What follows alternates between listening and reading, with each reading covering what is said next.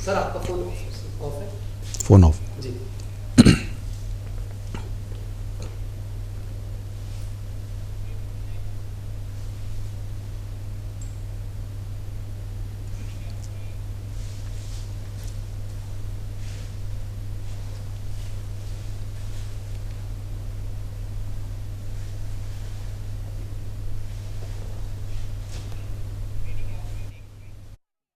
नमस्कार, क्षेत्रीय समाचार एकांश देहरादून में आपका स्वागत है। मैं हूं योगेश धस्माना। आयुष, जी हां, आयुष का प्राचीन ज्ञान और आधुनिक विज्ञान का संगम, जिसने पूरे विश्व को एक नया दृष्टिकोण दिया है। और आज इसी दृष्टिकोण पर हम चर्चा करने जा रहे हैं। आयुष जीवन समृद्धि। आयुष आयुर्वेद, योग, यूनानी, सिद्धा और होम्योपैथी, जी हां, जिससे मिलकर बनता है आयुष। और इस आयुष पर आखिरकार भारत किस परिप्रेक्ष्य में काम कर रहा है? उत्तराखंड के परिप्रेक्ष्य में देखा जाए तो आयुष कैसे प्रदेश को एक नई दिशा दिखा रहा है, इसी पर हम आज चर्चा करेंगे। और चर्चा करने के लिए हमारे साथ स्टूडियो में मौजूद हैं डॉक्टर विजय कुमार जोगदंडे, अपर सचिव आयुष विभाग। सर, आपका बहुत बहुत स्वागत है। नमस्कार। सबसे पहला प्रश्न सर यही आपसे जानना चाहेंगे, आयुष एक नया दृष्टिकोण लेकर आया है, भारत ही नहीं अपितु पूरे विश्व के लिए। आप किस नजरिए से देख रहे हैं? भारत के परिप्रेक्ष्य में अगर देखा जाए, उत्तराखंड के परिप्रेक्ष्य में अगर देखा जाए, तो आयुष कैसे जीवन में बदलाव ला रहा है और पूरे विश्व को बदल रहा है? देखिए, आयुष विभाग जो है ये उत्तराखंड का इसका और काफ़ी रिश्ता बना रहा है। जैसे कि हमारे जो महर्षि चरक है, इनका जो जन्मस्थली है ये कोटद्वार नामक जो जगह हमारे पौड़ी जनपद में है, वहाँ पर चरक डांडा ग्राम में उनका जन्म स्थली को माना गया है। और उसके उपरांत फिर पूरे प्रदेश में जो प्रचुर मात्रा में वनस्पतियाँ उपलब्ध होती हैं, उस कारण से भी उत्तराखंड में आयुर्वेद का प्रचार प्रसार होने में काफ़ी मदद मिला हुआ है। पौराणिक काल से हम जब आगे बढ़ते जा रहे हैं, तो उसके उपरांत हमारे राज्य में ऐसे दो महत्वपूर्ण महाविद्यालय हैं जो कि 100 साल से भी अधिक पुराने समय से यहाँ पर एस्टैब्लिश्ड हो चुके हैं। और यहाँ से कई सारे विद्वान व्यक्तियों ने आयुर्वेद की शिक्षा ग्रहण किया हुआ है। इसके अलावा विभिन्न प्रकार से भी यहाँ के जो उद्योग समूह हैं, उनके द्वारा भी आयुर्वेदिक दवाओं की मैन्युफैक्चरिंग यूनिट्स को भी यहाँ पर स्थापित किया गया है, जिस कारण से उत्तराखंड का जो योगदान आयुर्वेद के प्रचार प्रसार में रहा है, काफ़ी उत्तम रहा है। और हम आशा करते हैं कि भविष्य में भी इसमें काफ़ी वृद्धि हो सकती है। जी, जब हम जो विश्व के परिप्रेक्ष्य में देखते हैं, तो जब योग, आयुर्वेद, नेचुरोपैथी, यूनानी, होम्योपैथी, सिद्धा की बात जब आती है, तो पूरा विश्व भारत की तरफ देखता है। भारत की तरफ जब देखता है तो उत्तराखंड जो है एक बड़ा प्लेयर उसमें जो है उभरा है इन वर्षों में। आपसे ये जानना चाहेंगे, हम 2014 में जब ये पॉलिसी बनाई गई आयुर्वेद को लेकर के, उसके बाद आपको लगता है कि इन वर्षों, इस दशक में हमने एक बहुत बड़ी जो है प्रगति की है आयुर्वेद की? अगर हम देखें, योग को देखें, अगर हम अपने यूनानी पद्धति को देखें, होम्योपैथी पद्धति को अगर देखें, तो एक बड़ा बदलाव इन 10 वर्षों में आया है इस क्षेत्र में। जैसा कि मैं बताना चाहूँगा कि 2014 में आयुष का जो हमारी अर्थव्यवस्था में योगदान था वो $3 बिलियन का माना गया था जी।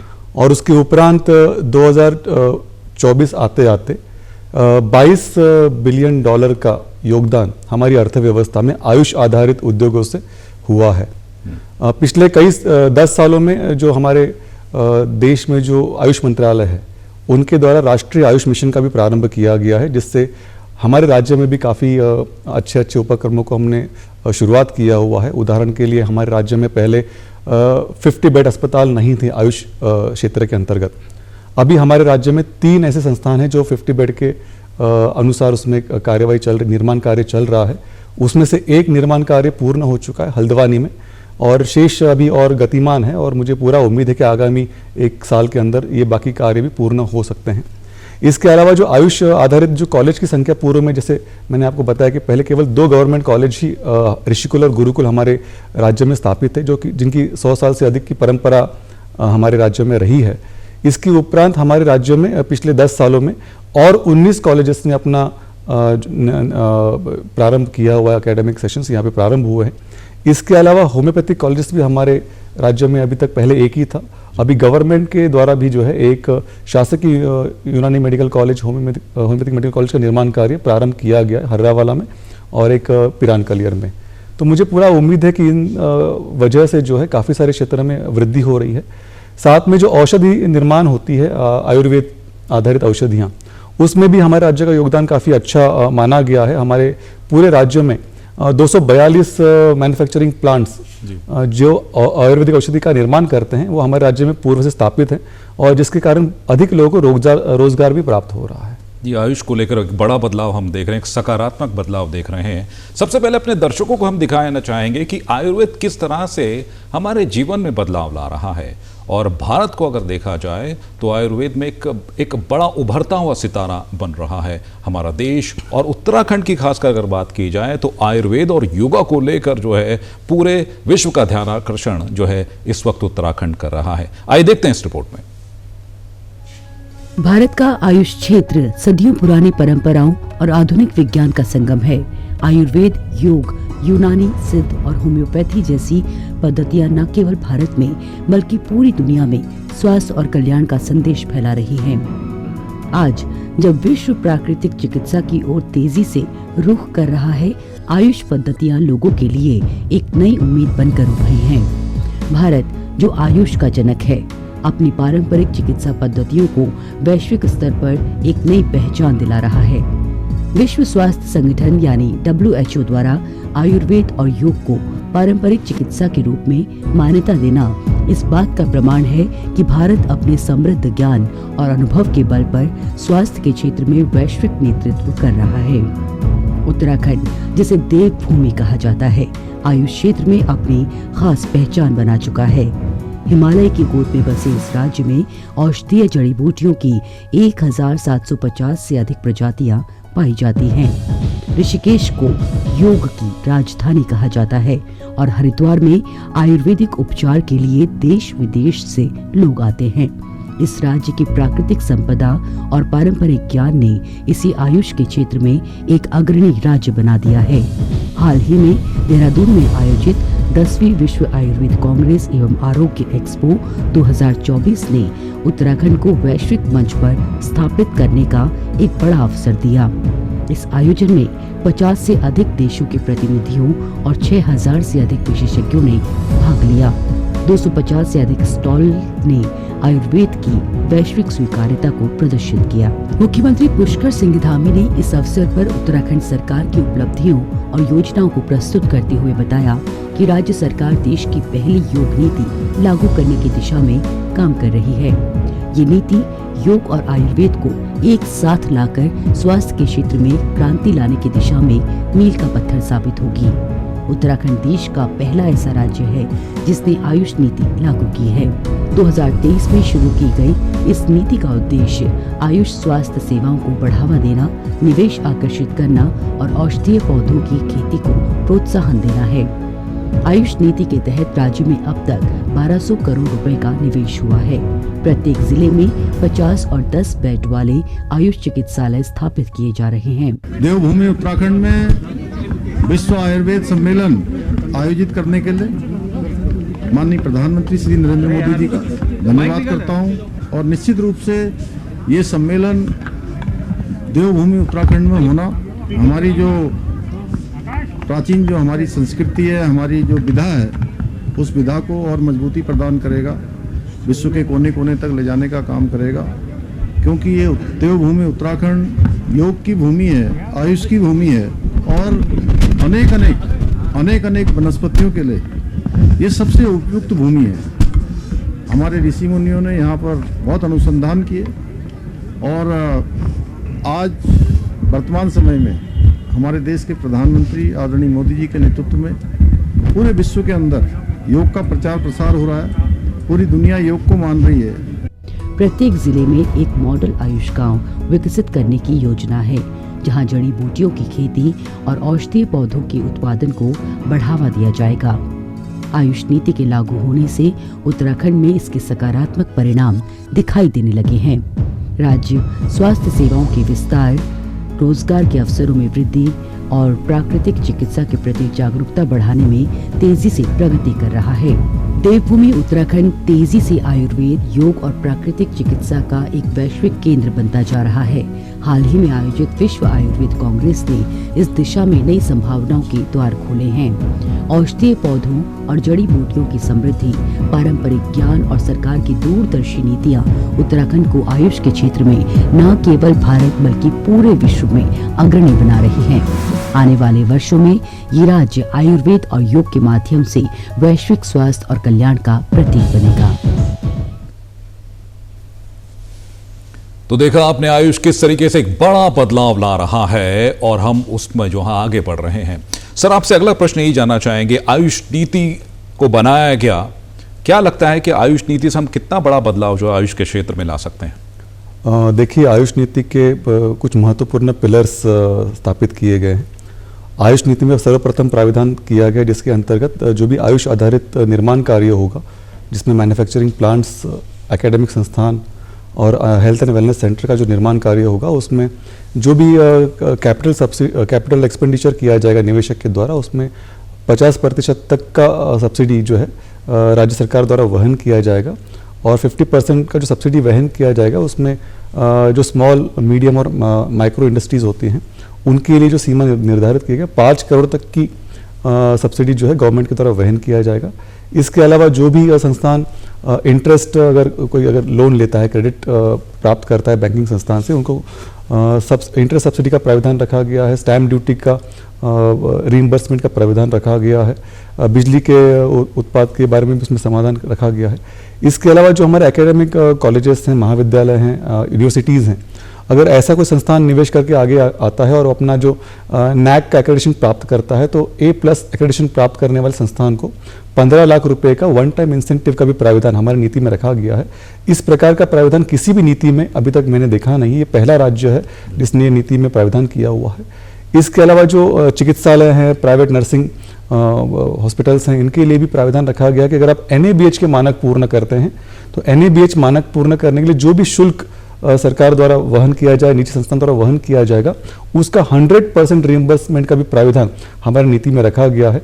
हमारी नीति में हम ये भी प्रयास कर रहे हैं कि जो नेक्स्ट हमारा इंपॉर्टेंट पिलर है कि जो हमारे कल्टीवेटर्स हैं, जो आयुष के जो औषधियाँ निर्माण करते हैं या उसका मतलब खेती करते हैं, उनसे उनको कलेक्ट करने के लिए, उनसे एग्रीगेट करने के लिए एग्रीगेटर प्लेटफॉर्म बनाने का भी हम लोग एक प्रयास कर रहे हैं। उसको एक ऐप के जरिए हम डेवलप करेंगे जिसमें बायर और सेलर दोनों उस ऐप पर पंजीकृत हो सकते हैं और उसके माध्यम से अपनी उत्पाद का गुणवत्ता, अपने उत्पाद की मात्रा और अपने परचेज ऑर्डर आप उसके माध्यम से दे सकते हैं, जिससे कि हमारे प्रदेश के जो छोटे और मझोले जो खेती करने वाले कृषक हैं, जो आयुर्वेदिक जड़ी बूटियों की उत्पादन करते हैं, उनके उत्पाद को मार्केट मिलने में मदद मिल सकती है जी। तो ये महत्वपूर्ण बिंदु हमारे नीति में है जी। आयुष पॉलिसी की तो बात कर ली हमने। जब भी हम उत्तराखंड के परिप्रेक्ष्य में देखें तो योग एक जो है शब्द उभर कर आता है, और योग को देखा जाए तो हम इस वक्त जो है दुनिया के अग्रणी हैं योग को लेकर। योग को लेकर भी पॉलिसी बनाई जा रही है, क्या कुछ खास इस पॉलिसी में होने जा रहा है और कितना बड़ा योग के परिप्रेक्ष्य में अगर हम देखें इस नीति को तो कैसा रहे? पूरे देश में योग नीति के ऊपर बहुत से राज्य कार्य कर रहे हैं और हमारा ये पहला राज्य होगा जिसके द्वारा योग नीति का प्रख्यापन करने में सफलता हम पा सकते हैं। हमारी ड्राफ्टिंग का कार्य पूर्ण हो चुका है। हमारे प्रदेश में पूर्व से ही ऋषिकेश योग नगरी के रूप से प्रसिद्ध है। इसके अलावा अल्मोड़ा में स्वामी विवेकानंद जी के द्वारा कैंची धाम में विभिन्न हमारे ऐसे धाम हैं जहाँ पर योग और अध्यात्म का प्रचार प्रसार नज़र आता है, प्रभाव नज़र आता है। उसको देखते हुए हम लोग ये चाहते हैं कि जनता तक ऑथेंटिक रूप से योगा का अभ्यास करने वाले व्यक्ति, जो सर्टिफाइड और क्वालिफाइड व्यक्ति होंगे, उनके द्वारा ही जनता को योग का अभ्यास करवाया जाए, योग साधना करवाई जाए और उसमें आप सर्टिफिकेट प्राप्त करके उसमें रोजगार के अवसर भी उसमें आपको प्राप्त होंगे, जिससे एक प्रमाणित करने का हमने व्यवस्था इस योग नीति में रखा हुआ है। योगा सर्टिफिकेशन बोर्ड को भी हम लोग एक तरीके से आगे प्रसारित करना चाहते हैं कि हमारे प्रदेश में आने वाला हर व्यक्ति जो योगा का लाभ हासिल करना चाहता है उसको एक प्रमाणित व्यक्ति उसको सर्टिफिकेट जिसको प्राप्त है वो इसको उपलब्ध कराए। इसके अलावा पूरे दुनिया में योगा सर्टिफिकेट बोर्ड से अगर आप प्रमाणित होंगे तो आपको रोजगार के अवसर प्रदेश के बाहर भी आपको मिल सकते हैं, उसको भी हम देखना चाह रहे हैं, उसको भी हम यूज़ करें। इसके अलावा योगा के जो एकेडमिक है, मतलब उसका शिक्षण है, उसको बढ़ावा देने के लिए भी जो है हम लोग ने पंजीकरण की व्यवस्था रखी है। मानक हमने तैयार किए हुए हैं। जितने भी संस्थान योगा आधारित या आयुष आधारित को कोई भी अगर प्रशिक्षण प्रदान करते हैं, उनको पंजीकृत होना आवश्यक होगा। अभी हमने पंजीकरण जो है स्वैच्छिक रखा हुआ है, अभी इसमें सख्ती नहीं बरती जा रही है। बट आगामी 1-2 साल के बाद में जैसे ही हमारा नंबर इंक्रीज हो जाएगा, उसके उपरांत इसमें हम लोग ये पूरा प्रयास करेंगे प्रत्येक जिले में ऐसे संस्थान रहे जो पंजीकृत रहें और वहाँ पे जो योगा प्रशिक्षक रहें वो सर्टिफिकेट प्राप्त व्यक्ति ही वहाँ पर रहें।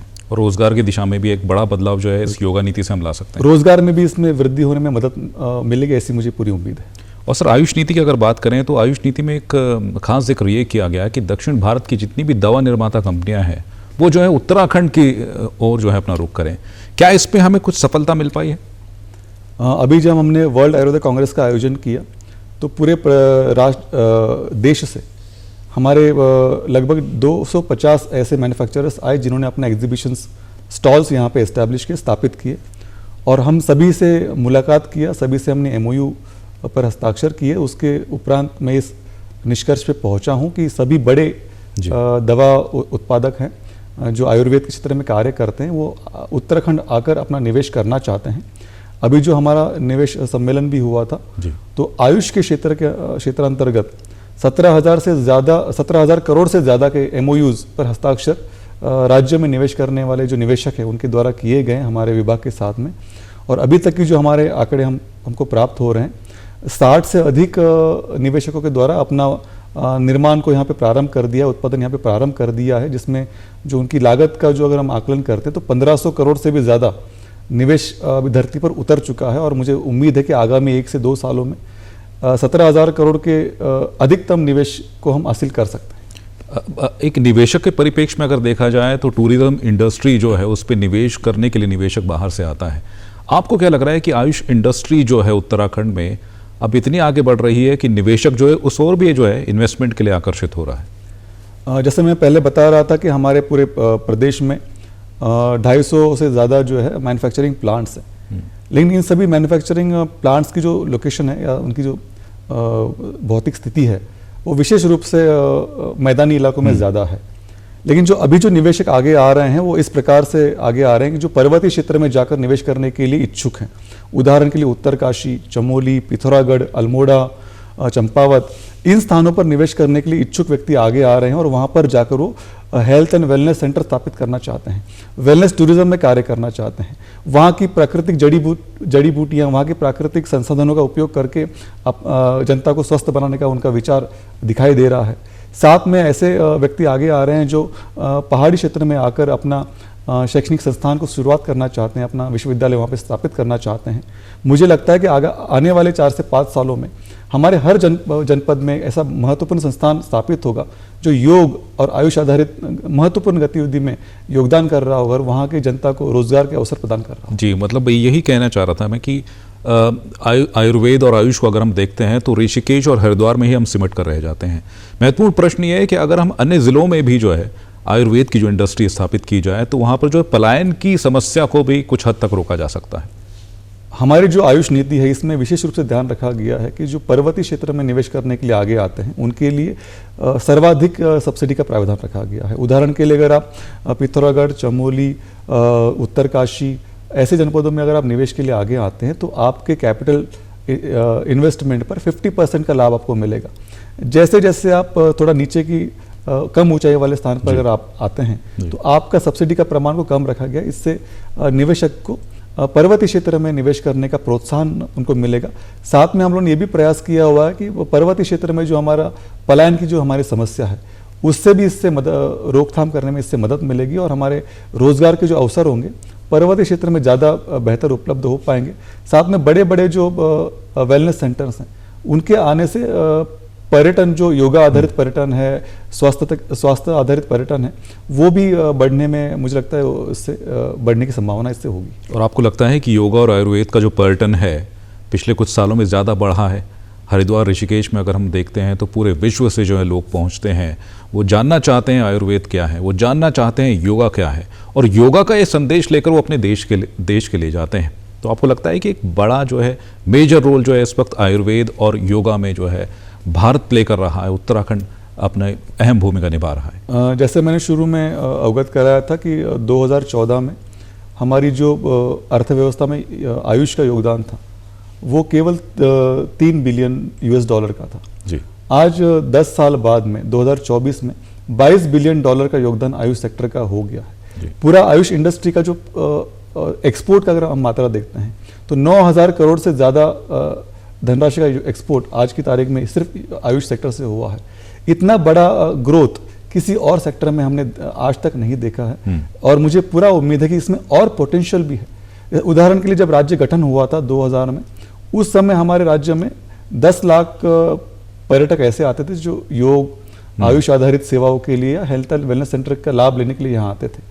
आज की तारीख में ये जो संख्या है 80 से 90 लाख व्यक्ति प्रति वर्ष हमारे प्रदेश में योग आधारित अभ्यास के लिए, योगाभ्यास के लिए, प्रशिक्षण के लिए और हेल्थ एंड वेलनेस टूरिज्म का लाभ लेने के लिए यहाँ पर आते हैं। और मुझे लगता है कि गवर्नमेंट ऑफ इंडिया ने भी अभी जो आयुष वीज़ा शुरुआत किया है जी, आयुष वीज़ा के आने के बाद से विदेशी पर्यटक भी हमारे प्रदेश में आकर योग और हेल्थ एंड वेलनेस के क्षेत्र में अपना जो भी स्वास्थ्य के लिए जो आते हैं उनका संख्या में वृद्धि होगी।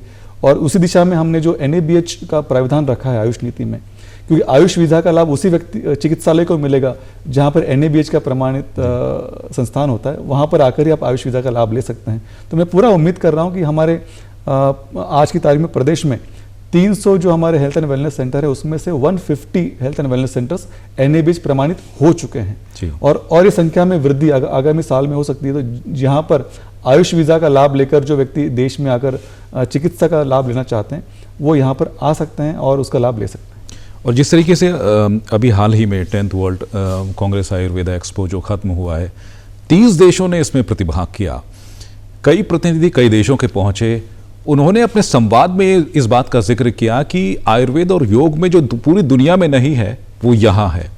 आपको लगता है कि अब जो है 30 देशों के प्रतिनिधि यहाँ पहुँचे, उन्होंने जो है एक्सपीरियंस किया यहाँ के इंफ्रास्ट्रक्चर का, यहाँ की सारी चीज़ों को, आपको लगता है कि ये निवेश की दृष्टि से अब संभावनाएं और ज़्यादा बढ़ गई हैं उत्तराखंड में? जो हमारे अंतर्राष्ट्रीय डेलीगेट्स जिन्होंने हमारे जो 10वें विश्व आयुर्वेद कांग्रेस में प्रतिभाग किया था, उनके साथ मिलकर लगभग 400 से ज़्यादा बैठकें हम लोगों ने उनके साथ की है जी। और इन सभी अंतर्राष्ट्रीय डेलीगेट्स के साथ मिलकर हम लोगों ने जो MOUs पे हस्ताक्षर किया हुआ है, लगभग 1200 करोड़ के MOU पे हस्ताक्षर हुए हैं जो अंतर्राष्ट्रीय स्तर के निवेशक और डेलीगेट्स के साथ हमने किया हुआ है। मुझे पूरा उम्मीद है कि इन 1200 करोड़ के जो MOU होंगे उसमें से लगभग आधे MOU ऐसे हैं जो अगले 1 साल के भीतर उसमें कार्य प्रारंभ हो जाएगा और इन हमारे प्रदेश का नाम अंतर्राष्ट्रीय स्तर पर पहचान दिलाने के लिए वर्ल्ड आयुर्वेदा कांग्रेस जो आयोजित हुआ था, इससे हमारे प्रदेश को एक बड़ी ऊंचाई हासिल हो सकती है। और जितने भी हमारे अंतर्राष्ट्रीय स्तर के डेलीगेट्स आए थे उन्होंने यहाँ के परिस्थिति को समझा, यहाँ के विभिन्न जनपदों की जानकारी हासिल की, यहाँ पर जो विभिन्न निर्माताओं के प्लांट्स यहाँ पर स्थापित हैं उनकी जानकारी हासिल की, यहाँ की जो चिकित्सा प्रणाली है उसकी जानकारी हासिल की है। इससे 2 लाभ हो सकते हैं, निवेश को बढ़ावा देना और हमारे प्रदेश के पर्यटन को बढ़ावा देने का, दोनों इसमें से लाभ इसमें हासिल हो सकते हैं। और मुझे पूरा उम्मीद है कि प्रदेश के जो युवा वर्ग है उसको विशेष रूप से इसका लाभ भविष्य में हासिल होगा। और आयुष सेक्टर इसलिए भी बढ़ा है क्योंकि सर ग्लोबल इन्वेस्टर समिट में हमने देखा था कि दुनिया भर से निवेशक आए, आयुष को लेकर जो है उन्होंने ज़्यादा इंटरेस्ट दिखाया है कि आयुष को लेकर हम जो है इन्वेस्ट करना चाहते हैं। और यही वजह रही कि ग्लोबल इन्वेस्टर समिट में जो जितने भी MOU साइन हुए उसमें कई अब जो है ग्राउंडेड भी हो चुके हैं। उत्तराखंड राज्यों में दूसरा जो वर्ल्ड इन्वेस्टमेंट मतलब ग्लोबल इन्वेस्टमेंट समिट जब आयोजित किया गया था, केवल 5 विभाग ऐसे थे जिनके द्वारा 15,000 करोड़ से अधिक के MOUs पे हस्ताक्षर किए गए थे जी।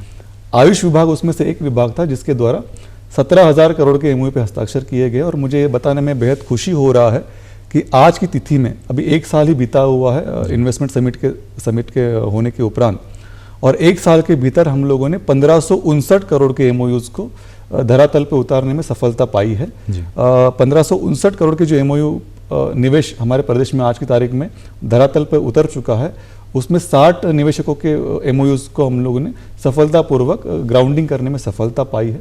मुझे पूरा उम्मीद है कि जो शेष धनराशि के जो MOUs हुए थे उस पर भी आगे चलकर सकारात्मक कार्यवाही होगी और बहुत सारे निवेशक ऐसे हैं जो उत्पादन के क्षेत्र में कार्य करना चाहते हैं, कुछ निवेशक वेलनेस सेक्टर में कार्य करना चाहते हैं और हम इससे भी बड़े बड़े जो हमारे ऐसे बड़े उत्पादक हैं, बड़े जो इंडस्ट्रियलिस्ट हैं, उनके साथ में भी हमारा अभी चर्चा चल रही है। जो बड़े ख्याति प्राप्त नाम हैं उनसे भी हम चर्चा कर रहे हैं कि वो भी हमारे प्रदेश में आकर अपना मैन्युफैक्चरिंग प्लांट अथवा अपना वेलनेस सेंटर को स्थापित करने में हमारी मदद करें। सर, संभावनाओं की हम बात करें, निवेश की हम बात करें, लेकिन इसके साथ चुनौतियां भी बहुत जुड़ी हुई हैं क्योंकि हम ऐसा प्रदेश हैं जहां पर कई विषम परिस्थितियां हैं, भौगोलिक परिस्थितियां हैं।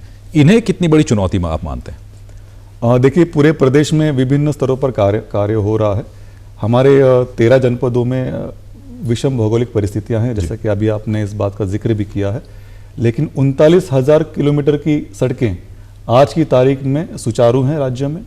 उसके अलावा जो 3,700 मेगावाट का पावर जनरेशन कैपेसिटी हमारे प्रदेश में सफलतापूर्वक कार्य कर रहा है। 125 किलोमीटर की ऋषिकेश कर्णप्रयाग रेल लाइन आज की तारीख में 90% तक कार्य पूर्ण हो चुका है और 2025 तक मुझे पूरा उम्मीद है कि फर्स्ट फेज उसका लॉन्च हो सकता है, जिससे कि यातायात की जो विषमताएं होती है उसको हम हासिल कर सकते हैं। इसके अलावा पूरे प्रदेश में आज की तारीख में केवल 170 ऐसे ग्राम पंचायतें हैं जहां पर टेलीफोन कनेक्टिविटी का दिक्कत हो सकता है, बट उसको दूर करने के लिए भारत सरकार के द्वारा ब्रॉडबैंड मिशन का कार्रवाई किया जा रहा है। तो मुझे लगता है कि बहुत सारी विषमताओं पर हम कार्य कर रहे हैं, लेकिन अभी भी बहुत प्रयास करने की ज़रूरत है जिससे पलायन को रोकने में हम प्रयास करें, शिक्षा की गुणवत्ता पर कार्य करें, स्वास्थ्य की गुणवत्ता पर कार्य करें और दुर्गम क्षेत्र में पहुंच बनाने के लिए थोड़ा और मेहनत करने की ज़रूरत मुझे प्रतीत होती है। जी, चुनौतियों से जो है सफलता प्राप्त करके हम एक नया परचम लहरा रहा है इस वक्त और ग्लोबल वर्ल्ड लीडर्स बनकर जो है भारत और उत्तराखंड इस वक्त उभर रहा है। बहुत बहुत शुक्रिया करना चाहेंगे सर आपका इस पूरी चर्चा में शामिल होने के लिए और आयुष के बारे में इतनी विस्तार से जानकारी देने के लिए। Thank you. तो आयुष जीवन समृद्धि, ये था आज का चर्चा का विषय, जिसमें हमने जाना कि किस तरीके से हम आयुष में आगे बढ़ रहे हैं और पूरी दुनिया का ध्यान आकर्षण कर रहे हैं। तो हमारी इस खास चर्चा में अभी के लिए बस इतना ही। फिलहाल दीजिए इजाजत, नमस्कार।